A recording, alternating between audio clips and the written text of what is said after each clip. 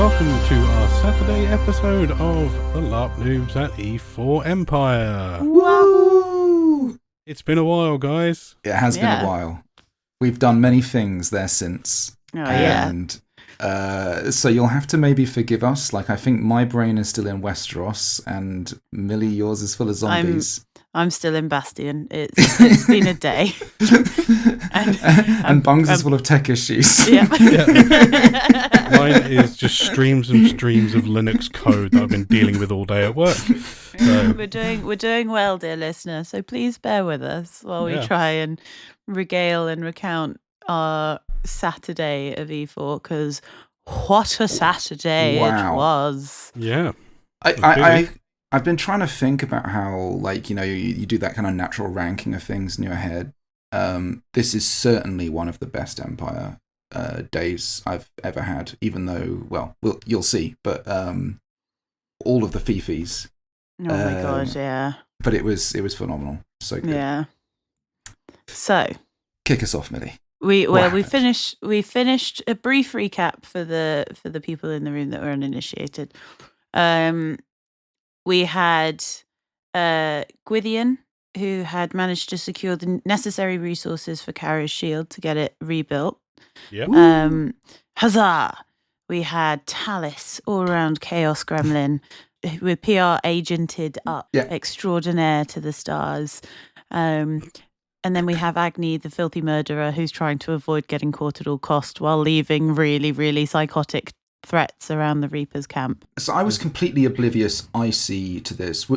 You were as well playing Gwydion, Bung, is that the case? Yeah. I assumed that was the case. All I knew was Agni was my brother's widow. Wow. that's all I knew. Yeah, I think that made like a really interesting setup, because it's like we didn't know anything and the penny was getting ready to drop at any time, but we never knew when. And it was really fun. It was really fun. But going back to Talis having a PR agent, I can see Gellert swimming around in that shark's stomach, turning over and over and over in that. Just the thought of that. Hey, I have now met I've met your PR agent, both OC and IC, and I can see why. I can see why you have them. They're incredible. Yeah, I've met them OC, and that's incredible people. Like, legit far cooler than me. like actually, my PR agent is way cooler than me. Like, is like a captain of a ship. Just super badass sort of vibe. Yeah, really cool. They're setting you up to kill Talis and take over the mantle. I think that's what's going on. Amazing. Who woke up first on the Saturday? Because I'm pretty sure it was Bungle. Yeah, I wonder who it would have been. Yeah. Pretty Bungle woke up nice and early and decided to go roll himself a cigarette and light a fire in the campsite, as he always does every morning. It was very cold overnight. It was really nice, though, having the fire and waking up to hearing you guys chatter. It was just nice. I love that atmosphere around the camp. Yeah. You always sort of, in the morning, I try and camp mum, and actually all three of us are a bit kind of camp mummy at different times. But like, especially in the morning, you are absolutely clutch, Bung. Because I am no good in the morning. I think you guys often comment on how like I'm like stumbling around and everything's just falling around me. I'm just like, oh. You have never witnessed anything like a slightly, probably very much still drunk Ian who's rolled into the tent at like God knows when. 5:30. He's like wearing God knows what. And he stumbles out of his little bell tent and accidentally just headbutts a lantern on his way out. Oh, those bloody lanterns! But like, I'll do this thing where I'll successively hit like 3 or 4 of them and be like, ow, ooh, oh, ooh, oh. Just brain myself continuously. It's just like I literally look like a slapstick sort of level comedy at sometimes. So yeah, have no sympathy for me though, listener. It is all self-induced. Yeah. But yeah, like in terms of so you woke up, Bung, lit a fire. The vibes were good. Yeah, it was a nice, relaxing morning. Navarre were monstering. Yeah, Navarre monstering, so there was no fear of mass losses on a Saturday morning again. Nope. which I always think is really nice because it's more OC time as everybody's kind of getting into their monster kit. Everybody's having a little catch up. All of the Dreadshield's monstering kit looked amazing. Yeah. None of us took the battlefield this event, did we? No, I think we were all suffering from various things. Like my knees were playing up. I can't even remember what was wrong with me. Something. Yeah, I think it was your shoulder from work or something you'd done. Oh, that was it. It was a box that shifted. Oh my god. Yeah, we won't even go into that. Oh god. So Ian nearly got crushed. And I was just overly tired and I didn't really fancy traipsing around because we've spoken about it before. Jotun, whilst fun to monster full stop, Jotun are my least favourite monsters to monster as. It's just not to my taste. But to be honest with you, that actually wasn't, I think, the reason for any of us. No. Specifically, I think we were either injured, tired, and to be fair, because we had some idea of what the goings-on might be, we didn't want to unbalance things by not doing one thing and then the other. I had so much shit to do. Yeah. But I'm really glad that we didn't go monster because we got so Talis and Agni we moseyed on into town and I got to see something that I have never really seen before, and that is people going off onto the battlefield. And it was incredible to watch. It is always a sight to see. I do enjoy doing that. It's so good, and it was really nice and interesting because it was Wintermark, the League, and the I don't think Eurozone were fighting, but it was the marches. And so it was a lot of and the Brass Coast. Yeah. It was a lot of heavy hitters and all of the colours. And it was really nice because I hadn't seen a lot of people the night before. But I got to see Esteban. I managed to actually find Esteban on on the field. Wow. You guys used like 2 ships in the night. yeah, right. So I managed to find him. We had a nice little catch up. We found Bronn and Hurst Hall, didn't we? And had a nice little catch up with them. That was cool. Yeah. Black Scar were there as well. Because they were mercenarying for them. Yeah. And then the Jolly Jackdaws were there. Yes. All of the Reapers were there. Oh my god, it was amazing. Just watching everybody in all their finery, because obviously it's like E-Force, like the biggest one, right? So everybody comes out polished and sparkling. It's all the songs and the colours and the little bits of preparation that you'll see different groups do, and it was really fun actually, like you and me kind of just like wandering around like cheering people on and saying like, you know, good luck and stuff to people, and just like, I don't know, it was really fun being like a spectator to people like getting ready to go through the gate. It was really nice. And I think one of my favourite photos of us is us cheering and clapping to the marchers as they march past, and it's just a photo of our backs, and I'm like, oh god, it's so nice. But Agni made a boo-boo because Agni was sitting by the gate having a nice little chat to everybody, just subconsciously fiddling with a certain piece of jewellery, and that piece of jewellery was the Crimson Reaper's ring. That you nicked off the prince's body, right? That I had stolen off the prince's body, and IC stolen off the prince's body, not OC, and then OC borrowed.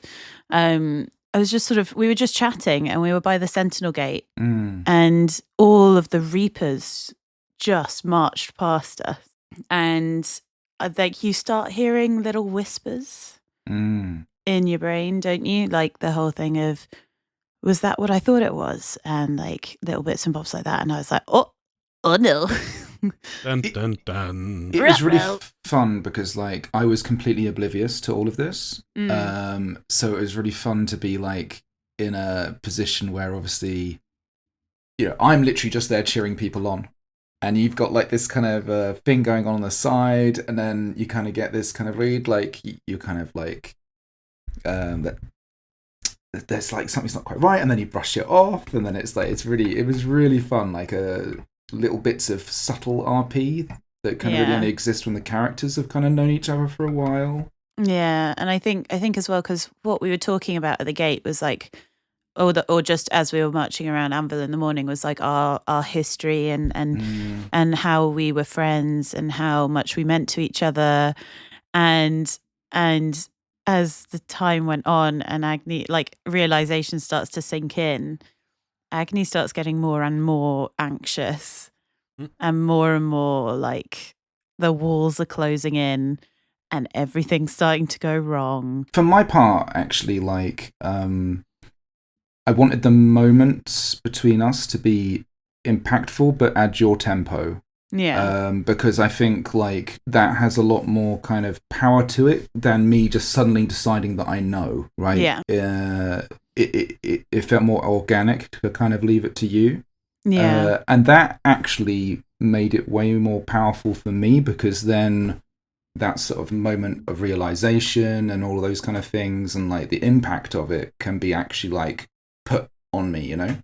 Yeah. So it's like I was kind of walking around, and genuinely, you think sometimes like some of this stuff, like, oh, is that not just going to be playing on your mind all the time? And in some ways it's there, but actually, like, when you're being Talis and you're wandering around being very friendly to people and blowing bubbles and walking around with your coconut cup and doing all those kind of things and talking very about happy times and all this kind of stuff, it's actually quite easy to like move that section to like the back 10% of your brain and just concentrate on that rest of the 90% that is, we are really good friends and we are walking around this awesome place, and for all the sadness we've been through together, there is loads of possibility space for the future. You are the proxy to the Senator of Aquinia and all of this sort of stuff. So it's like I was kind of letting myself marinate in all of that because I wanted it to be important, right? Yeah. Because it is important.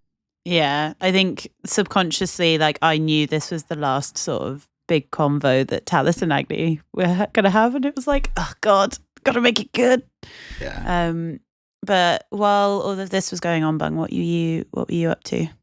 I was just playfully wandering about as my new changeling character, meeting people, introducing myself to people that I'd previously known in a past life, things like that. Just wandering around Anvil as well, sort of making the most of having a new character and being able to be a bit touristy. How did you find that experience, like interacting with like players and their characters that you knew from your previous character, and then sort of it was a little bit odd, but it was basically just sort of doing that sort of thing, like, oh, are you so and so, or I'm looking for so and so, I've been sent by X to catch up and been told that about you, so blah blah blah, these sort of things. Like, initially I think I spoke about this on the episode after Keys actually died. That's one of the things that I really worried about, was having to remake all these connections. But thankfully, staying within the Navarre Nation and, let's say, playing the slightly cheaty method of being the brother of my previous character means I've got a bit more of an in.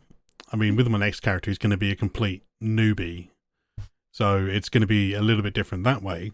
But with this guy, it's much easier sort of just to go, oh, my brother said to search you out and blah, blah, blah, this sort of thing.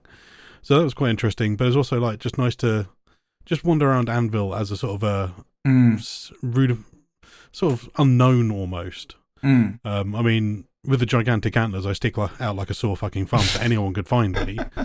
But yeah, I basically did that, and then I think I headed back to the camp for a little bit and just chilled out there for a bit. Again, hang out with the Dreadshields again, the absolutely lovely bunch that they are. So yeah, and then that's what I got up to while you guys are off watching people go off to war and ruminating and having your deep and meaningful conversations. Yeah, I think because I knew that I had certain points to hit, because I had a plan, and I had a plan with Joe, who plays Radek. So like it was like da da da, and it was amazing. This was my favorite, like, for the little OCD, organizational neurospicy brain in me. This was my favorite thing to do, because it was like, okay, checkpoint 1 complete, proceed to the next point. And it was from my perspective, just to cutting really quickly. It actually was really good because I wasn't aware of your itinerary. Really, you would just and that let me stay in that fairly lucid state of like, okay, we are just touring around, we are just doing things, and then you'd be like, now we need to go and see so and so. It's like, let's do that. Yeah, it was really nice. Like the one thing I really wanted to do was track down Goldie. Good luck. Yeah, right. Because for those of you who were listening to our last Friday episode, he had come up to me while I was quite drunk, and I think he was off going to do his own business, so we didn't actually manage to have the conversation at the time. But he had accused me of a great many things on the Friday night. Didn't he say he'd seen you in the library and stuff? Yeah, so he'd seen me studying various different recipes in the libraries. And so I wanted to track him down, and I wanted to see what the hell he was talking about. So from the gate, we were walking down, we went through the league, and I just had a really nice time bimbling. Couldn't find Goldie anywhere. This is the nature of LARP. Anybody who has, and especially like a massive fest LARP, like you kind of aim the ship in a direction, and you realise that the ocean is thousands of miles across, and you are just 2 points in it, and you will inevitably miss each other. Yeah, exactly. But who we did run into was Radic, the bastard that he is. Who played by Joe, who we love very much. Super cool. But it's really interesting having that kind of interaction, because obviously I was avoiding the Reaper's camp, much to my heart's sort of upset. But so we turn up at the Reaper's camp, and Radic's there, and he moseys on up to me, and he's sort of like, Agni, you what are you doing here? And I was like, just nothing. I was just looking for Goldie. Nothing important really. And he goes, oh, Goldie was talking to some of my Reapers last night. And I was like, oh no. Oh, this is awful. It's really, and I was like, oh, what did he say? And he's like, oh, I don't know, Agni, but the Reapers know. And I was like, oh God. And I can't remember. I think it was Lachlan that he'd spoken to, but and they were on the battlefield like right now. Yeah, like, yeah, while yeah. You're doing all this, yeah. So they're all off fighting and having a lovely time. Lovely time. I'm fighting emotional turmoil inside my own brain whilst talking to somebody who could literally just slit my throat. Which is, it's very, very terrifying power dynamic, trying to be an evil person. But I sort of mosey on into the Reaper's camp, and I see Quartz's character there, who's a really good friend of mine, and he's making himself some coffee. And I was like, oh yes, coffee. So I mosey on up, because obviously I'm like, yes, coffee, like a little caffeine gremlin, like completely OC at this point. Wandering into the lion's den for coffee. Like at this point, I was like, oh, it's Quartz. I'm just gonna go say hi to my friend. And again, I was just chilling, just chatting, having a lovely time. And again, this is Millie that makes the mistake, not Agni. But I was, again, fiddling with the fucking Crimson Reaper ring, which I've spoken about this before. Ricardo, who made it, phenomenal workman. But it's so heavy in my hand that it gets stuck on my finger, and it's on my right hand. So I'm sort of like, oh no, I can't get it off. And Quartz has another one. He's got an identical ring, because obviously it's the Crimson Reaper ring. And in a moment of Millie-ness, I fist bump Quartz with the ring on my finger. And I was like, and it was Millie. Purely Millie just wanting to be like, oh look, fist bump, boop. I was like, it's like high five, but with a ring. And I didn't even think about it. I didn't even think about the consequences. I didn't know what was going on until Quartz goes, Agni, why have you got a Crimson Reaper ring? And I was like, no reason. I don't know what you're talking about. And it all just fell apart. Like I fell apart. I was a blubbering wreck. I was like, oh, no, it's not. I just found it. And he's like, that's a signet ring for the Crimson Reapers, Agni. Why have you got it? And I was like, the Sikaro, he gave it to me. Sikaro died with that ring, Agni. I was like, oh God. And so I literally, I turn tail and I grab you. Yeah, I was talking to Radic and we were just having like a really, like, because bear in mind, I'm oblivious to all of this. Yeah. Like, and I would say actually, like, I'm very like icy and OC oblivious to a lot of this, especially like I knew nothing about this, by the way, the fist bump or any of that. I just all of a sudden I just remember you grabbing me by the arm and like, right, we're heading off back to the bar, and I was like, okay, see you, Radic. And all I hear behind me is Quartz's character going, Radic, why the fuck does she have a Crimson Reaper ring? I didn't even hear that.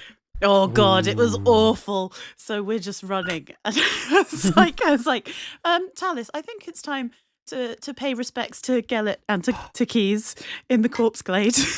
Okay, I didn't see it because from my perspective, it was just like I got whisked away, and it was like we were still having a jolly old time walking around Anvil, and there's and now we're off to the corpse. It's like, yes, well, we can pay respect to the guys. Yeah, we're off on our little adventure. So I literally, I'm like checking behind me, and I'm like, okay, they're not following. Okay, this is good. We can hide. Like, it's absolutely fine. They'll never look for Agni in the corpse glade in the nation that she's part of. Like, I don't even know what the fuck I was thinking. I guess it's full on kind of like panic at this stage, right? Yeah, it's just like I just wanted to go to my safe little spot. Aww. But I won't lie to you guys, the safe spots were running out. Yeah.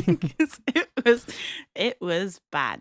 All because of a fist bump because you wanted some coffee. Genuinely, I was so mad. I was so mad funny. with myself. so good. Oh God, such it's pitch an idiot. Perfect Agni, actually. Such a fucking idiot. It's such a Millie thing to do as well. Like Dave will attest to this. I am such a fuck about and find out person. So of course I'm going to completely forget that this is a vital part of the doesn't matter. Anyway. Amazing. Oh dear. Yeah. So the walls are closing in, and we get to the corpse glade. And for some reason, they were dissecting a dead Eternal in the corpse glade. It was a very weird moment to turn up. It was a very weird moment. Because, as you approach the corpse glade, and obviously because we have suffered some losses, and it's your husband, it's Gellet who are there, and it's like all of the other memories that are, all the other Navaran stuff that are there. You approach with a degree of reverence. Yeah. And then there's just carving something up in there, which is awesome, by the way. It looked phenomenal. It was so good, and they were like, "Don't worry about it. Don't worry about it. Don't ask questions." And they were just like, their hands were covered in slime. Yeah, there was goop in it. Oh my God! Like, I want some of that story in my Empire life. Like, I'm gonna dabble with the Eternal game so bad. But yeah, so we sit down. We look for the tokens of Gaius and of Keys and of Gellet, and we find them. And I think it all becomes kind of real at this point. And I think because Agni had never been to the corpse glade until the event previously, when she went to go and put Keys's token next to Gellet's. Yeah. And so all of these new emotions are sort of like, oh God, like this is a place of rest. It's a place of mourning, but also a place of remembering and all of this. And emotionally, Agni was a very angry person when she killed the prince. Like, She just lost her husband. She'd lost her best friend. She was feeling completely lost and not knowing what to do, and so she lashed out at the closest person that she could lash out to, and that person was Sikoro. Yeah. And it was because they'd sort of laughed and mocked at the deaths, and that was just it. They kind of caught Agni in like just the bad part. Yeah, it was it was not a good time. No. And so do you remember what happened with the corpse Gladian? Yeah, so I think like at this stage, like you went quite quiet, and Talis does that. What Talis does, which is like, at this stage, I tend to do a lot of remembrance kind of talk anyway. It's very much my kind of thing. So I'm talking about them and the labyrinth, and that they'll burn bright and find their way through. And then you sat on the bench that's in the corpse glade, and you just confessed that you'd done something terrible. And it got, as you say, very real very quickly. Yeah. I mean, we can't read. It's one of those kind of conversations that you have that are very deep conversations. I can give you a gist of the things that were discussed, but the wording was so sort of real. Yeah. You know what I mean? It's in that way where you're playing your characters so honestly, or I felt this kind of connection, like where the moment you confessed and you told me what you'd done, the first instinct was like, okay, we pack everything up and we get you out. Yeah. It was so from there the tears fell. So it was weird. It was like it was a lot going on in my little brain, but I'd said that I'd done something unforgivable. I'd done it in an act of anger and not in a way that I wanted to act, and that I could feel them coming in close, and then you said, "Oh, well, we need to get you out. We need to run." And it was sort of saying, I'm not going to run. Well, that was the thing, because you said, I said, for the first time, Agni said the word consequences. Yeah. And she said, I can't outrun these consequences. It was so powerful, Millie. Yeah. It was just like, oh, and it was like, because I try so like loyalty to principles is like really strong, like drive for Talis, like, so, but then you are literally the last person left. Yeah. So it was like being caught in this sort of terrible space. But it must have been so like heartbreaking for you. I'm so sorry. No, it was, you know what? It was like, yes, but this is the great joy of role-playing with people you trust, with people who you've kind of grown into these characters with, and of being able to do all of this process is you get to explore these very heavy themes in safe environments where you can explore them very naturalistically. It doesn't feel forced. As I say, one of the best things about the conversation was it was very honest and very earnest as well, where you're performing as your character to a degree, but you're channeling the character more than you're performing. And the blur is there, and I feel we're close enough as well that I think there was this really good vibe of we could read in each other's eyes that let's ramp it up and let's move the emotions. Like you started talking about not believing in the labyrinth and not believing you would find your way through, and I was like, if you do the right thing and if we make it right, you will. And trying to like reassure you that you'll have your place and that you'll find your way through and all these kind of things, and then from there it started building into like it became really intense. Like we were talking about Agni, like you said, Agni didn't believe in the labyrinth anymore. She felt so lost, and so alone. She was like, even if the labyrinth does exist, nobody will want to be with my soul, because nobody would want to to associate with me after they'd found out what I'd done. Like, what will happen to me? And then sort of you then said, we have to make it right. And that's how we kind of ended it. Yeah. And it was like, neither of us knew how to make it right at this point, did we? Well, I think we knew at this stage what the consequences would be. Yeah. And there was this great sort of, it was very strange to come to like a moment of like essentially accepting that my last sort of present striding member is probably going to pay the ultimate price. Yeah. And I will be alone. But realizing that that's the right thing, because it's the right thing for your soul. And it's like this is where all of the if you like the lore of the Empire and the systems of the Empire and the playing of Empire and the humanness of you and me, all of these different things kind of start to wrap together to make like build a moment that can only really exist through like having long run characters who've been through experiences and existed together for a while.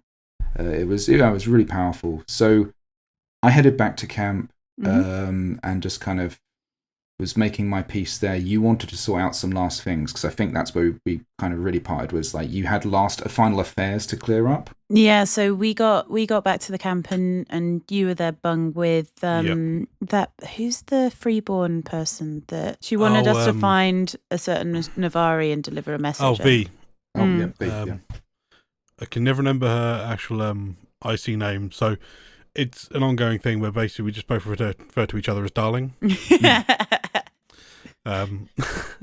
So yeah, she was basically there was the Imperial Censor had the option of either censoring the ability to create the spells for the creation of the Valorn, which is something that Navarre needs to be able to do if we want to go through with our plan of activating all of the hearts to basically blow it up.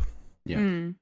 Or to censor the spell that they've done, which is basically just a silly one, which is a giant astral projection of Umbar in the sky as you come into Anvil. One of those things was going to be censored, and they wanted to sort of like see if basically Navarre actually would want that or not. Whether they'd want people to know the knowledge of how to do the creation of a law and the stuff at the hearts. And basically ended up chatting with the egregore played by Al.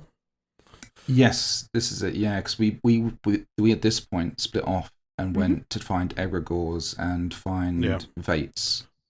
And we found Al, and while you were talking to him, I split off and went to find some Vates. Yeah, but after discussing it with Al and V, especially, like, we ideally would want to keep the ability of the Valorn stuff. I mean, even if they did censor it, we would have done it and all been declared sorcerers and just gone, this is what we've done, we're all sorcerers for doing it, we know, but this is what is needed to be done.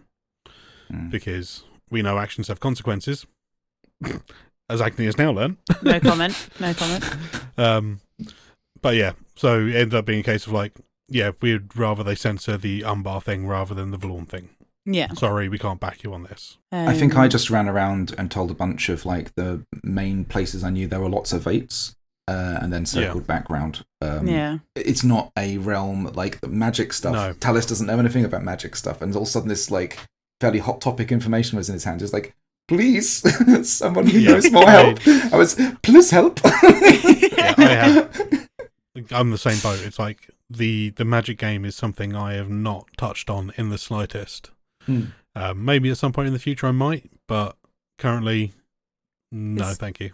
It's a lot of stuff. it's a very interesting game, especially when it comes to like the ritual side of it, because you can do feasibly pretty much anything with magic in Anvil. Not so much with like battlefield magic, because that's obviously it's got a clear set of rules and stuff like that. Yeah.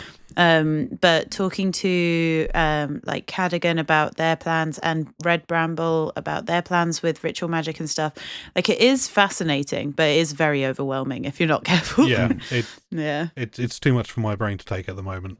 Yeah. My only experience of magic is either being part of like binding rituals and things like that, or being made to cluck like a chicken to get into the Hall of Worlds by Agni. Very hey now. That is completely legitimate.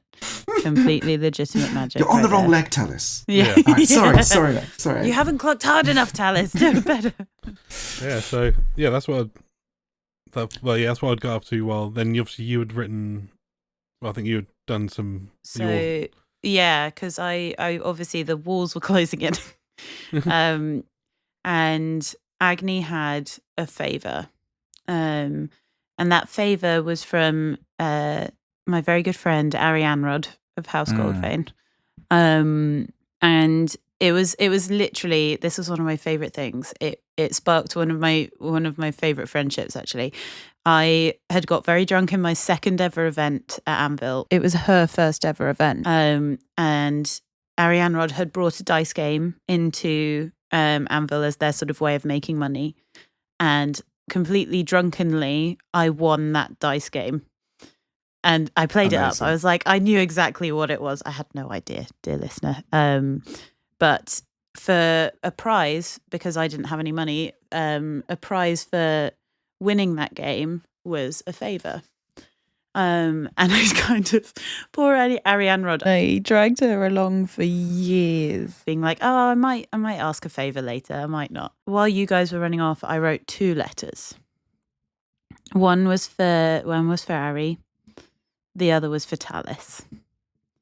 And I ran, like I legitimately ran, because I was feeling like everywhere I could hear was, you reap what you sow, and the whole like the 3 deaths. Oh my god.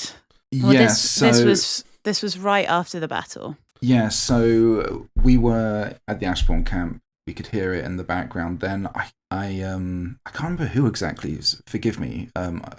But somebody basically just legged it to camp and was like, Talis, these Leaguers are coming literally as you see them, like, coming behind them. And it was like full on like panic. And then, as you say, you could see all these other groups kind of gearing up. And then I could see people behind the Reapers also all gearing up. So it was like, okay, this is going to be a major international incident. So I can't actually remember who this player was, because my mind at this point just went, yeah. And I was like, go and tell everyone who is tooling up to stand down. And I turned them round and said, go now. And whoever that was, hats off to you. You were incredible. And I don't know what you said, but you obviously ran off and did manage to disperse everything, because that could have got very bad. Damn it. But what was awesome was like all of the Reapers, and there was a lot. There is a lot of Reapers. All like just came through, and then they locked to a standstill, like some kind of Spartan line. Yeah. And Radek stepped forward, and he was like, they kind of looked around, and everyone else is silent for this entire proceeding except for Radek. And he's like, Talis, is there anything you'd like to tell me? And I just, it was so spicy. And I'm just like, and I just like, all I can say is, what you've heard is true. Talis. It was so bad. It was so bad. Because Talis, you weren't bastard. there. The problem was, because I assumed how this was going to go down was you would be there. And they would all come in and it would be on you. But actually, it turns out it's on me. Which was actually way better. Because it was like the perfect notes of like, okay, where actually are the principles?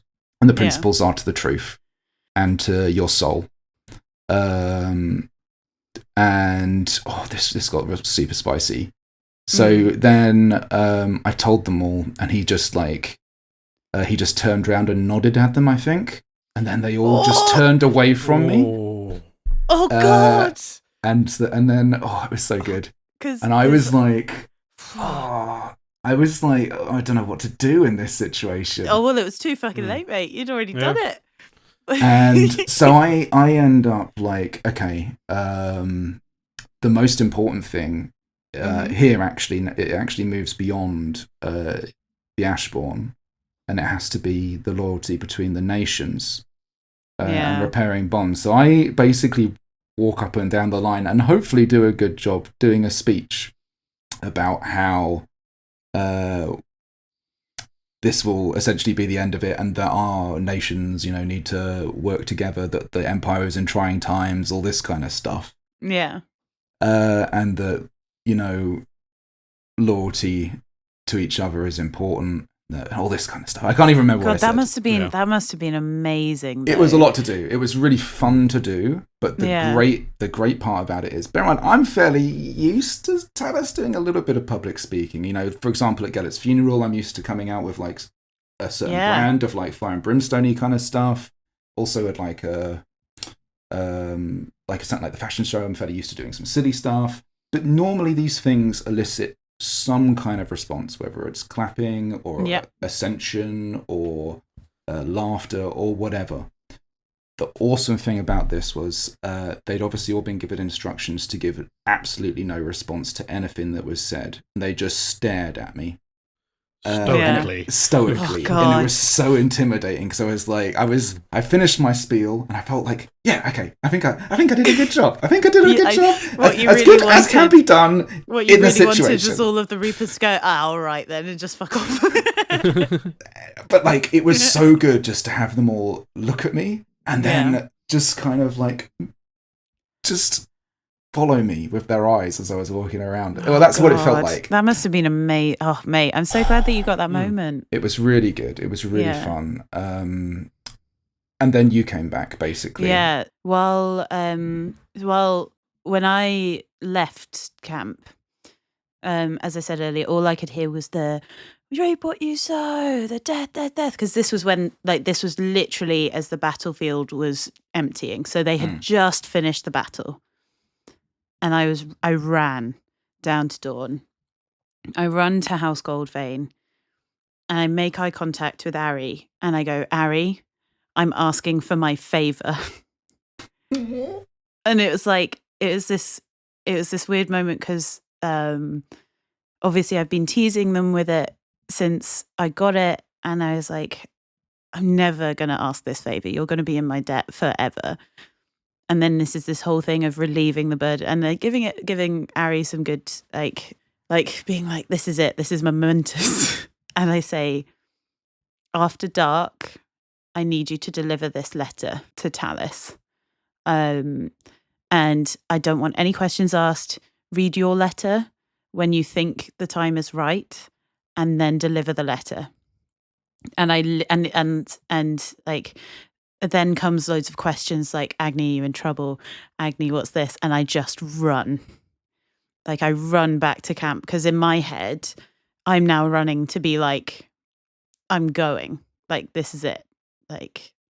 There's no escape now. Yeah. I'm gonna end it all on my terms. And I get back to Navarre and bloody Corwin's there, as wonderful and as beautiful as he is. And I get waylaid and I'm having a nice little chat. I'm forgetting about all of it because Andrew is just so wonderful. Yeah. As a person, OC, he's just so wonderful and is taking so deep care and I think he'd figured out what was going on because he was like, you seem troubled, Agni. I was like, no, nothing. It's absolutely fine. And we're sort of walking up to the market together, and this is when he literally just appears off camera, right? I didn't even notice that he was there until he was right next to me. But Gideon from the Blind Eye, who had tormented Agni the night before, turns up. And I was like, oh God, now I'm going to get tortured too? It's awful. And he's like, Agni, I think there's someone here to see you. And I swear to God, I had scanned the camp before the captain had appeared, and I saw no reapers. And then he was like, somebody's at the camp for you. And we look, and all I see is a sea of fucking skull masks. And it's like, and I was just there like, do I run? And it's like, I was about to bolt. And then I look at Tallis. And I just see him, and I was like, I cannot, like, this is it. This is the moment.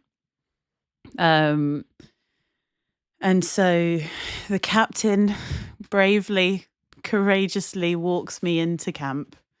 And fuck me, the Reapers part. Like, and I'm being surrounded by Reapers. It's like the party. You of like the walk Red through Sea. a channel of them, don't you? Oh my god! And they're not talking. There's a couple of whispers that I hear, and there's a couple of them like spit on the ground. A couple of them say like Agni, and I was just there like, fuck, this is awful. It wasn't. It was amazing, but I was like, the tension was building and building and building, and then again. Didn't even like register that Radek was there until he just sidled on into my peripheral, and his beautiful hat is there. And he looks at me and he goes, Agni, where is it? I was like, where's, what do you mean, Radek? What are you looking for? Where's the ring? And I was just like, and then I was just there. I was like, I've got it. And I show it to him by clutching the hilt of my dagger because I'm still armed here. And I was like, what, like, do I go for this? Do I go out like this? So I'm holding the hilt of my dagger as a sign that even though I'm fucking surrounded, like, I'm not broken. You cannot break me.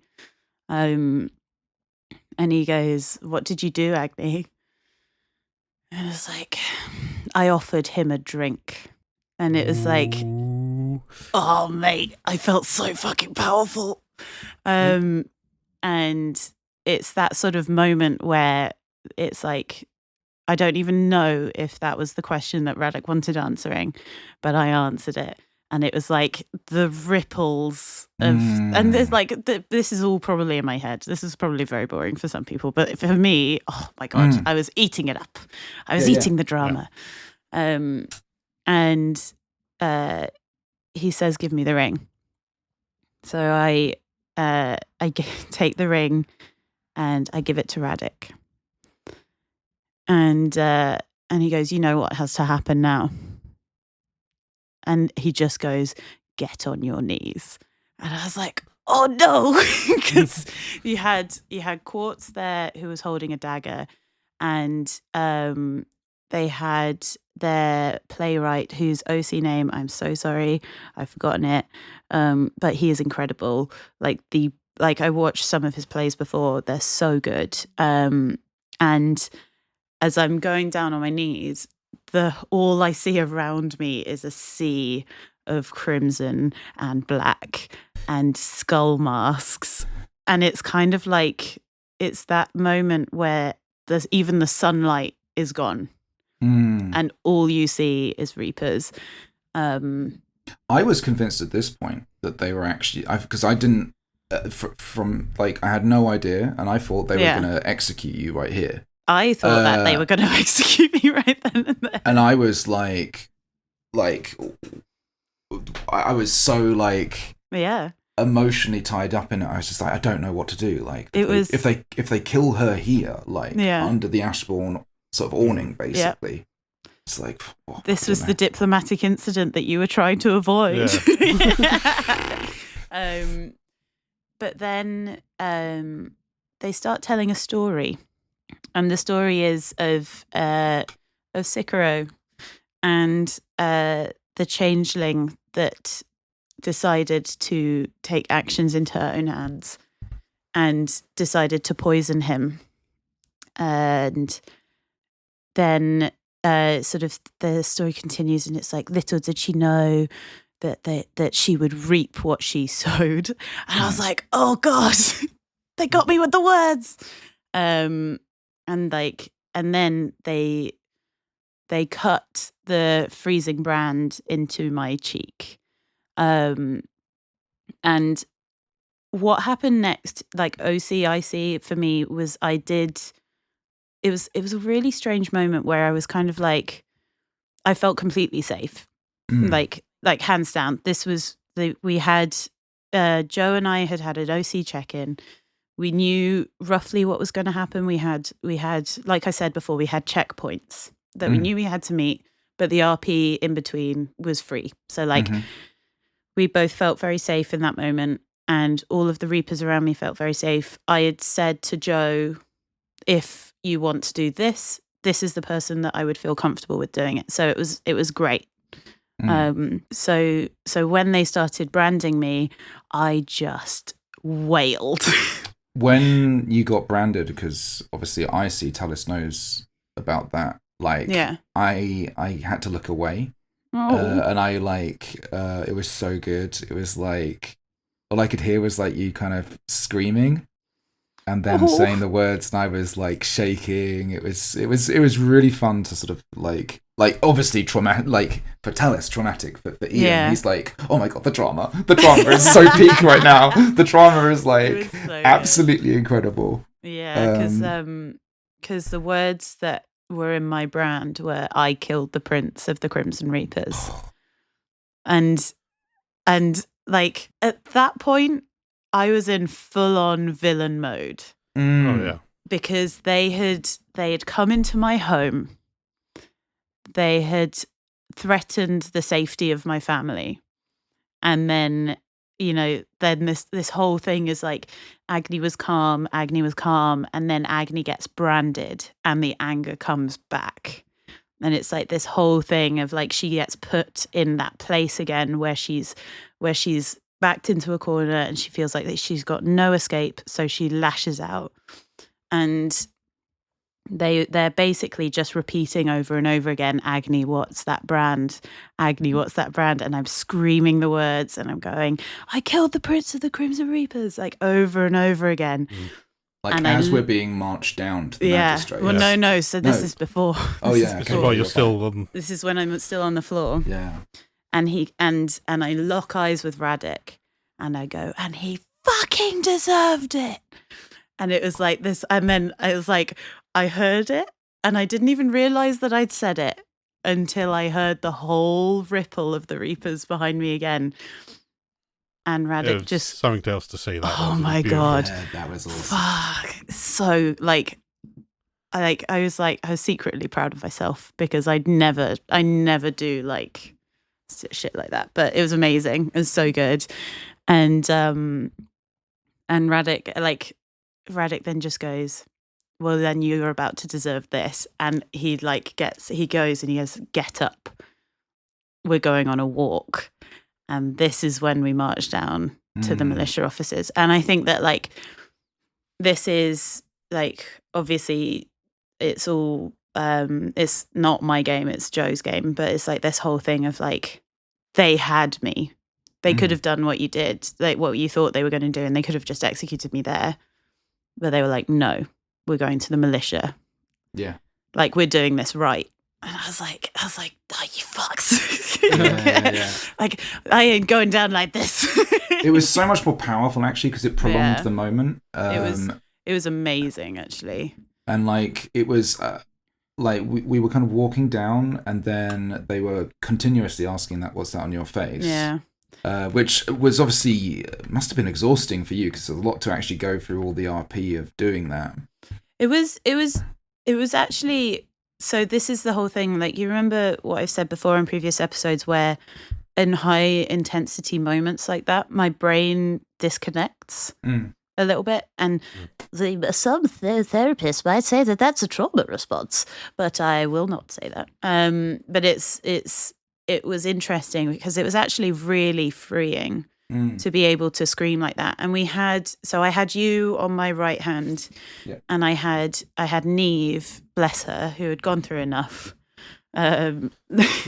Feel free to listen to the Larps and Tarps episodes for what had happened to poor Neve on the Friday and going into the Saturday. And you two had grown really close over, especially the last few kind of summits as well. Yeah. So that was really nice to have. Yeah. Agni has such a deep love for Neve because I feel like she understands that kind of like emotional thing. Like, even though Neve isn't a changeling, like she still gets that. Like, she gets the rage, she gets the emotions, even if she doesn't outwardly show it. And so we start marching. And it's me, you, and Neve in the front, and we're walking. And I don't see any of the Reapers behind me, but all I hear is the different voices going, "Hey, what's that brand on your face?"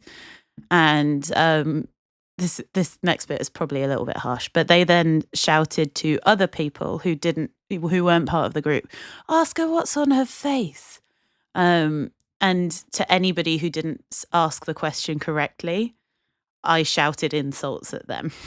like it was like, oh God, there was someone in the Reapers, I don't know who it was, and I'm very sorry. They said, "What's that on your face?" And I went, "Your mother."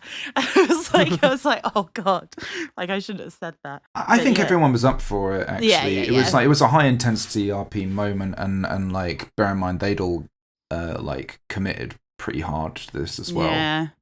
Like, there was a really cool vibe actually amongst everybody. It felt very safe but very intense. It was very intense, and like it was weird because, as I said earlier, we'd seen all of Agni's closest friends at the gate about to go on the battlefield. We'd seen Esteban, we'd seen the Black Scar, we'd seen Hurstall, we'd seen Nietzsche, we'd seen everyone. As I was walking, I heard and saw a lot of those friends. And it was like that change from people going on the battlefield being really excited to suddenly people being like, "Oh God, what the hell is this?" As we were doing it, they were going, "Oh, I don't think Dawn heard you. I don't think Urizen heard you. I don't think the Marchers heard you," like saying all of this. And there was a point where I was like, this would be excruciating for Agni. Like, the pain you have to go through to fight and to have a freezing brand. And just outside the militia offices, I kind of collapsed on my knees. And then we were in militia land. Yeah. Which I had never experienced before. Bung, were you here at this point? Were you still with the group? Yeah. I was, because it was you, Talis, and Eve at the front, and Gwithian was following behind before. Then the Reapers were all behind me. See, I didn't even recognize that. I'm so sorry I didn't remember Bung. It was so intense. had my eyes it's like cool. Pointed in front. No, like I say, basically I was acting as the last Ashbourne barrier between you and the Reapers. So amazing, thanks, dude. That's great. Otherwise, I would have been shanked. Basically. Yeah, but the militia officers was really interesting. Yeah. Statement. It wasn't even that. It was so. I think so. This is the thing, right? We'd culminated our game, and like I wanted to make game for the militia. So like this is all like the due diligence, right? And making sure that firstly that the Reapers hadn't just like press ganged some poor changeling into getting a freezing brand, and her confession was in the freezing brand, and then you have to prove that the freezing brand isn't just the Reapers forcing someone to confess.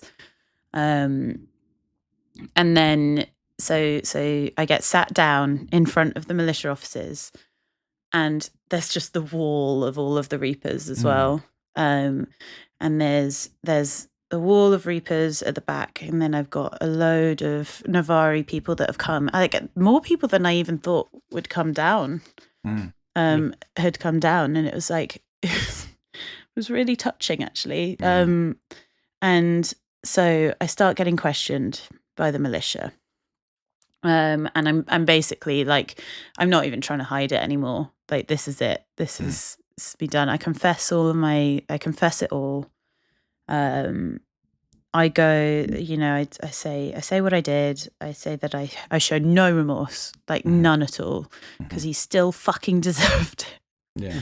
And you didn't ask for a clemency defense or anything like that? Or... I didn't want that. I didn't want anything. Because again, like, as we said earlier in the corpse glade, Agni was so, like, she didn't really believe in any of the virtues. Like, at this point, she was so lost. So a clemency plea at this point would just seem false to her. So I admit to everything. And it was very strange to have to be on the receiving end of people just discussing your fate. Like we knew what was going to happen at this point. Like there's only one way. It's pretty obvious, but it was like listening to their conversation and listening to them deliberate, and them to be like, well, I mean, look at the Reapers, like maybe she felt desperate, maybe it was a virtue thing, and like there were people playing devil's advocate. It was really interesting. But after a while, the militia officer comes back and is like, we sentence, we've decided that you are indeed guilty, and the sentence for this is execution. Do you have any last words? And it's at this point that, again, like, I just go, he just fucking deserved it. Like this is now Agni's mantra, is like the whole thing of like, he deserved it, I deserve this, but it's that whole thing. And then I kind of go fuzzy for me. So you were handed the picture by... Everything happened at this stage very quickly. If I have one sort of slight criticism, I guess, bear in mind, the proceeding was fairly long, and that's not necessarily a bad thing. Yeah. It's a hot day, the Reapers are all out there sort of standing, and it was like essentially like, I don't know, 30-odd minutes of interviewing between like a couple of people, and then the actual execution was like fairly swift. Yeah. And I wish they'd given people a bit more time to... I don't know if that would have been what you wanted, but it just... No. I think at this point, like, I'd run out of the plan. Like, the plan had ended at this point. But one of my favourite things I forgot about, actually, was when you were there, and they were taking your side of the story as well to corroborate the evidence. And they just go, and what's your name? Mm-hmm. And you go, oh, what did you say? I said, "Oh, I'm Talis Ashbourne." They're like, "Oh, you want to talk to you on a separate matter?" And I was like, "What? And we'll come to that later, because that's a whole other tangent story, dear listener. But it was so good, though. That was so funny to suddenly be in a situation like that. So funny. It was been my favourite thing if suddenly they'd been like, "Oh, Talis Ashbourne, you're wanted for this and this," and the double execution. It's like, what? The Ashbourne is a taint on the Empire. But no, you were handed this wonderful painting that had been commissioned. It looked so good. Do you want to describe it? Or? So I have only ever had, now I've got two, because we also have the raunchy sort of the smut of Agni as well, but this was the one piece of art that I really wanted to get, and I spoke to my good friend Lucky, who is also in the Crimson Reapers, and I think that it was actually really beautiful. It was like, again, the whole emotional side of things. That's that Agni. One of the big moments that stuck with me was when Gellet died at E2. And I walked out of the Sentinel Gate with his blood just all over me. And I really wanted to get a picture that sort of summarized it. When you're a physic and your whole being is to help people and to save them, but when that's not enough, and when they leave and they die, and the only thing that remains is their blood on your hands. And so I was talking to my friends, and I was like, Ali, I really want something like this, where she's not looking at the at the artwork, because the focus of the art isn't Agony, it's the blood on her hands, right? And so she's looking away, she's looking at her hands, and it's kind of this whole, like, her body language is completely defeated. And he was like, leave it with me. And what I got was one of the most beautiful and, like, touching and heartwarming things ever, and it's hung up on my wall at home. And I like you, I do agree. I wish that there'd been more attention given to that moment, because it was really beautiful, and also to come from a Reaper, it was just great, and it was also like a little OC reminder that actually all of these people really care about me. Because I'd spent the whole weekend being like, oh God, they all hate me, like all of this stuff. And I'm actually like tearing up a little bit about it, because it's just so beautiful, man. It is, yeah. It was so hard to, like, and I got this like little catch, because the panic was kind of like, oh, it's coming, it's coming. Because at this point I'd been forced to my knees again, and they were like about to swing the sword, and Lucky came down to my level and presented it to me right in front of me, and I was like, this is just like wonderful and just perfect, and it's great, and blah blah blah, and I will sing his praise till the cows come home, and he won't believe any of it, but yeah, so it was amazing. I'd asked if I could be the person to do it. How come? So, like, talk me through, because obviously, like, it's a big moment, but like, how come Talis wanted to be?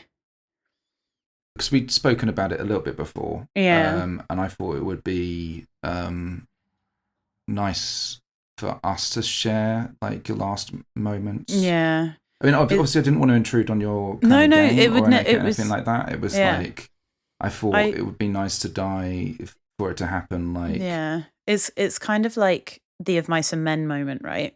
Like, not saying that we're akin to Lenny and George, but it's that whole thing of like, you taking the merciful path and putting blood on your own hands for the sake of the mercy of sparing your friend, like that whole thing, right? Yeah, I kind of wanted to, like, I guess just look you in the eyes and just let you know you'd be okay and you'd be safe and you'd find your way into the labyrinth and all of that kind of stuff. Like, I didn't want, like, because for Talis it was like the whole idea was that actions do have consequences, but those consequences aren't necessarily darkness, right? There's light to doing the right thing.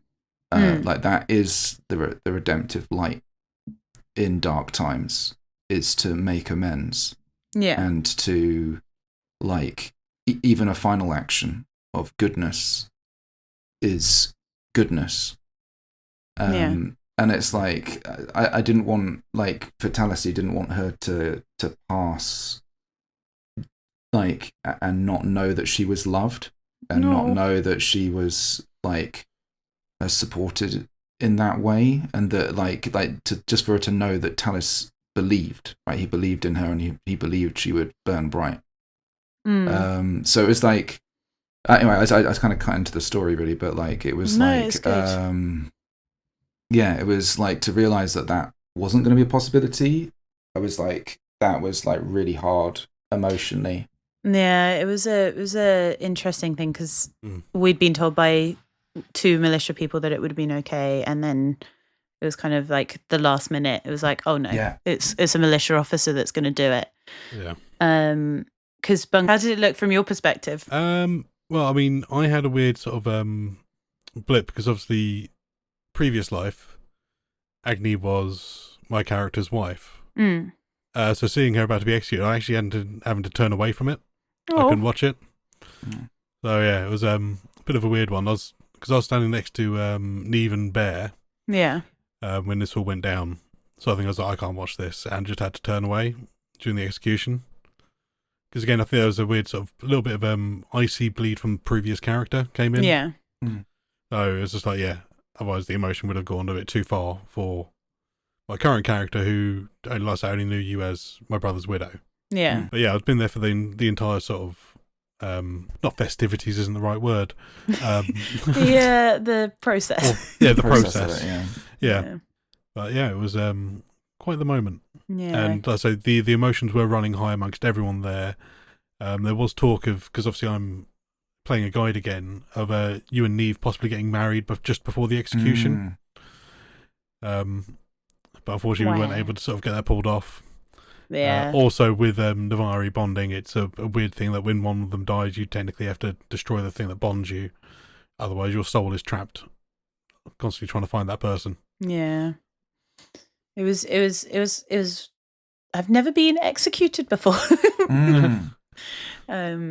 And it was a weird thing, because it's sort of like, in reality, obviously, when executions did happen, they are pretty, like, depending on, like, with the, oh god, this is going to get really dark really quick, but like, if it is the method like with the beheading, which is what I had, like, it is over really quick, right? Yeah. And it was very strange to be on my knees and then suddenly to hear the word execute and to feel the sword on my back and then just to go floppy. Like, I just went Gadoo.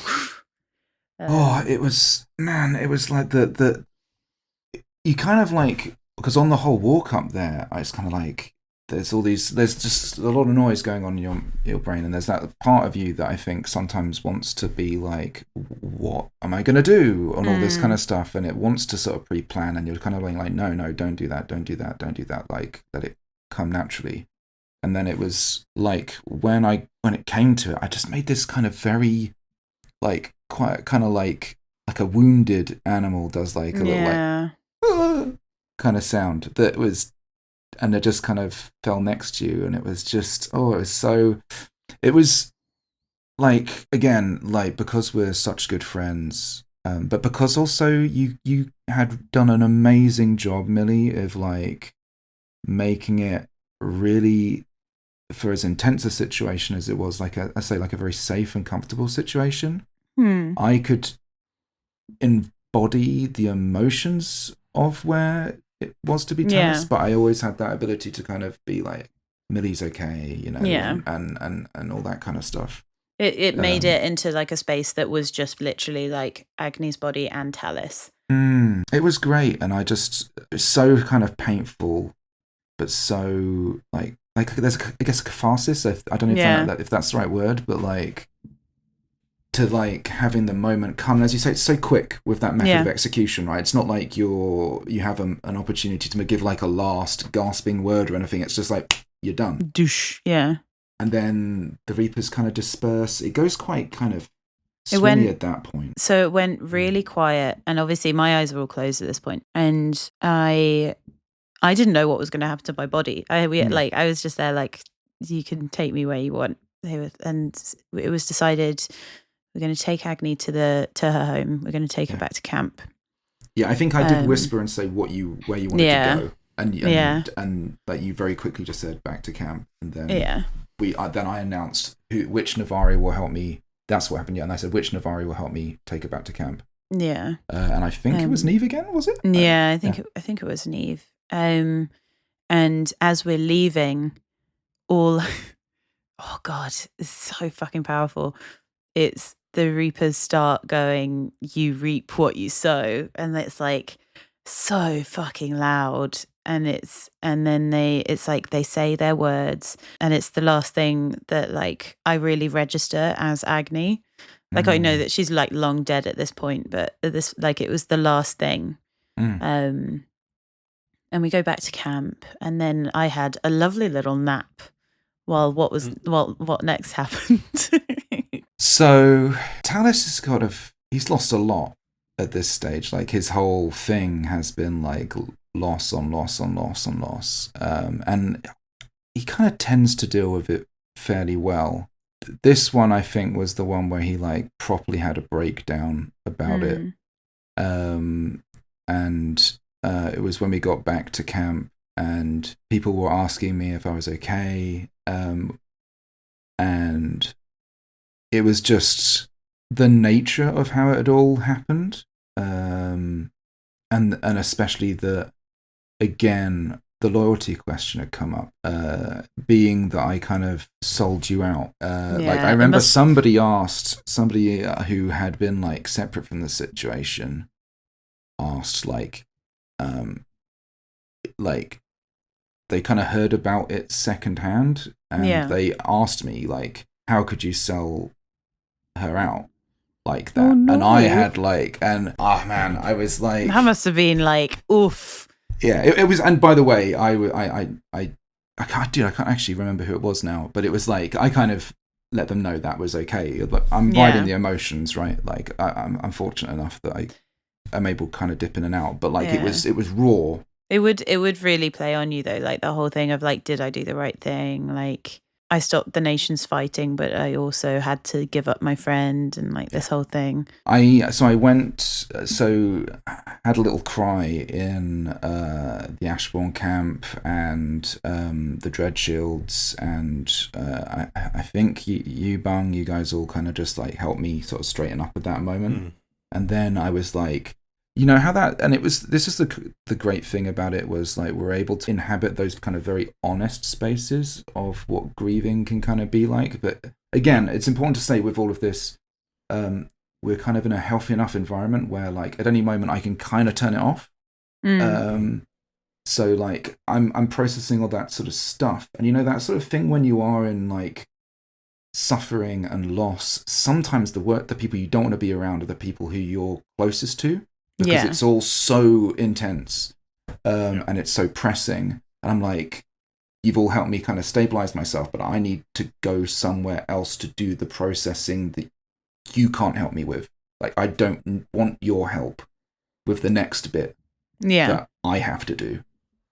So I walk into the market, and which isn't very far, by the way. And I'm like, trying to like compose myself, and I've got my little bubble blower, and then there's just sometimes things just happen that are just like, it's obviously just coincidences, and I pull my bubble blower out, and sometimes when Talis is really nervous, he kind of treats his bubble blowers like little cigarettes, right? Like that he panically kind of like will puff on, but instead he panically kind of blows bubbles and does it like very quick, like kind of puffs of bubbles.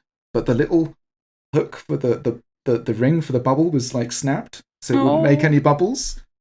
I couldn't make any bubbles from this bubble blower, dear. So I just threw it on the ground, and just then some sort of good friends of Talis kind of came up, and I was just like basically begged them to be like, you know, did I do the right thing? And just in tears, and it was so good. They were like just being like, no, you did the right thing. This is like, you know, the great thing about it was I kind of got to reassert that kind of feeling of like loyalty is like, as like, you know, you are that guy. And you know, those are the right principles, and like, and bear in mind he's doing that whole thing of like, he needs to believe this is true. Like it cannot be another way, because if the opposite is true, you know, he is the bad guy. And like, so the only space that leads to his kind of survival is to believe, whether rightly or wrongly, that this is true. I remember like looking back from being like having this kind of pretty intense cry, looking down at my, as stupid as it sounds, looking at my sort of broken bubble blower, and then I looked up, and my wonderful friend Millie is just popping out of the tent. I think you were literally just popping to do something really mundane, but I could just see you in the distance. And, you know, just this kind of amazing player has this little smile on their face. I can't, again, no idea what you're doing. Maybe you're just making yourself a coffee or something. I have no idea. But I could just see you in the distance as a little point. I'm just like, and it's done, right? It's kind of done. And now I can enter this stage where the emotions are still there, but like the deepest and most painful and rawest part is done. And I think it was because for me, what happened was we got back to camp. Everybody said their short little words, and the one moment I opened my eyes, Joe and I can't remember which other Reaper it was. I think it was think it was Chris. They'd come in for a little OC checkup, and then that was when I knew, like, that was my moment for you being like, you know, when you look back and saw me, and then I was like, oh, it's my friends. It's okay. We did the thing. And it's like that whole thing of like, you know, that final moment in the film where, you know, it's like you look back over the work that you've done and you just sit and you take a big breath. And I think that's what in a very long-winded and rambly way you may or may not have been trying to say. Probably. You know how I am, dude. I tend to waffle on. I try my best. No. I'm like the worst version of Luke Skywalker who can't stay on target. No, I think you're like, everything you said is completely justified. It was a very intense way to, because like this is only 1:00 in the afternoon on Saturday. Yeah. Like it was a very intense way to start the Saturday and to do the Saturday and things like that. And it was, I think I'm very proud of us for doing it. I'm very happy with how it happened. I think it was a really good way for Agni to end. Because I jumped up, I had a really big hug from Joe and the other guys, and I was like the first thing I was like, was it okay for you? Did you enjoy it? Was it fun? And I then got loads and loads of like, oh my god, it was so sick, like we did this and then people were doing this, and I was like, and I'm not going to tell you because again you gotta ask the questions in game, but I was so happy. And like Joe, like hats off to Joe, and yes, I'm doing an egotistical ego stroke right now for my good friend Joe, because he was the captain of the ship that drove it all. Like he was the one that made all of the most intense and intimidating gameplay out of all of it. Like he played off of Agni so well, and like he's incredible and wonderful, and he made it so safe, and wanted to look after me, and I like appreciate him to the ends of the world for that. And yeah, it was great fun. It was a great way to end Agni's little traumatic story, I think. And it was made even more hilarious by the fact that after my hug, I jumped into my tent. I covered up my white eyelashes with a little bit of black mascara, and I promptly jumped out of my tent in red and black. Yeah. Dun, dun, dun. Here's a question. If you like, now obviously some time's passed. I guess this might be a bit of a heavy question, but like Agni as a character, like how do you think on her now? And like, because you've had like, she's been a long running character for you. She was. I mean, she's 3 years. She was also my first ever LARP character. Yeah. And you've been on a lot of journeys with her, right? Like, yeah, like definitely. Like she started off, so like we'll start some little emotional music here. She started off as a little nervous changeling working in the Boar's Head bar, and she found Sinwig and Gellet and joined the Entwined Paths, and then joined was one of the first members of the Star Seekers, joined the Entwined Paths. Like the journey that she went on was incredible, and I think the journey that I went on as Millie by playing her was also there. But I think at this point, I will, like, I love her so much as Agni. Like she will always be my favorite, like a Navari ever in my mind. Haha. But I think I'd outgrown her. Because the person I was when I made her was very different to who I am now, and I'd built Agni in a way that I was not happy with her anymore. Like I still like, happy is the wrong word, but like I just wasn't, I was stuck. I'd built her to be a scribe and an assistant, and whilst I could have kept building her and gone on to be a senator, things like that, I was like, it's not really my game, and it's not my place to make it my game at the moment. So either I play the long haul game and I wait it out and I wait for my moment and then I take it then, or I can just start afresh. And it was actually really refreshing. Like I love her so much. And like I wrote it in the letter to Ariane Rod, like I will always be so grateful for when Agni was me. Because, you know, she's fostered such incredible friendship groups. Like without Agni, I wouldn't know you guys. I wouldn't know Dave. I wouldn't know Ellie. Well, I would know Ellie because I worked with Ellie. But like I wouldn't have those kind of close connections that I do now. So yeah. Wow. Yeah. But I hope that anybody who was curious about what all that shouting and kerfuffle was in the hub and around Empire on Saturday, I hope that clears the air a little bit. And if you have any questions, feel free to message, comment, do your thing. It was definitely an experience. I mean, it was super dramatic. Like, I hope we've done it justice here. We probably haven't, to be honest, because like it was so intense and so cool, and like you gave so much game to people, Millie. It was insane. Like, you really did. You know, you really had done a phenomenal job. I mean, and hats off to everybody else who was involved as well. I was just very like I was a passenger on a lot of it, really, like in a nice way. Like it was really comfortable. It was good. Yeah, and I think we'll end it there.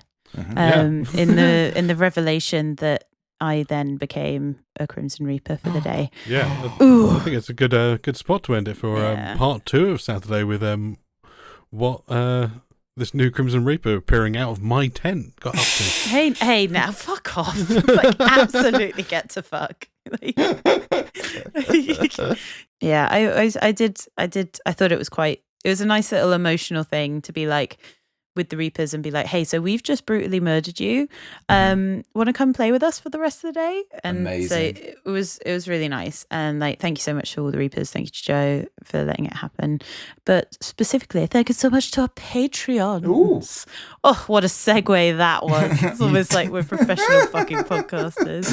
The quality has improved so much about me and Dave. I can't even intro things correctly. I waffle on trying to saying the same thing for about 10 minutes. I love listening to I think we might have to start getting like waffle meals, like waffle breakfasts when we're recording you. But yeah, thank you so much to our patrons. You guys literally keep the lights on and the hosting up. It's a very expensive hobby, is this podcasting malarkey. In particular, this week, Ian, say a number. 6. Number 6. 1, 2, 3. Thank you so much to Stefan. Oh, Stefan. Silver themselves. Thank you. You're incredible. And also I got to see Silver a lot more that weekend. So it was great to actually see more of them. This was a really cool. We'll get to it on Sunday, but like I think really good event for Silver. Like really the Waystone Path. Oh my god! Phenomenal players Elite. in general. There's like so many like people hitting like peak game there. Yeah. But yeah, so like proud of Stefan and Silver. Like much better at Navartring than I ever was. Substantially better. Hey now. No, I mean like I'm not even like I'm actually quite proud of when I was like I genuinely think I did a good job, but I didn't do that good a job. But yeah, thank you so much, Stefan. Thank you so much to anybody that comments, anyone that follows, interacts with. I've been really enjoying doing the little Facebook posts and listening and learning to everybody's way of doing LARP. You're all incredible. I had something else to say. Oh, if you want £15 off your first ever Empire ticket, feel free to use our discount codes in the description below. They will also be in our Facebook page. It'll be either Ian, Bungs, or myself's. You may choose a Russian roulette between the three of us, and I will not judge anybody, but please choose mine. I think Millie does so much hard work, by the way, guys. Like, 100%. Like, it's like. You say like all the lights, but you are there like a little hamster running in that wheel, keeping it all going at the same time. You're doing a phenomenal job, mate. Thank you. It's mainly just chatterboxing, but yeah, you're all wonderful. And I think for the last time, as I am no longer an Avari, can I say the word? Of course you can. Strength to the Empire. Strength to Navarre.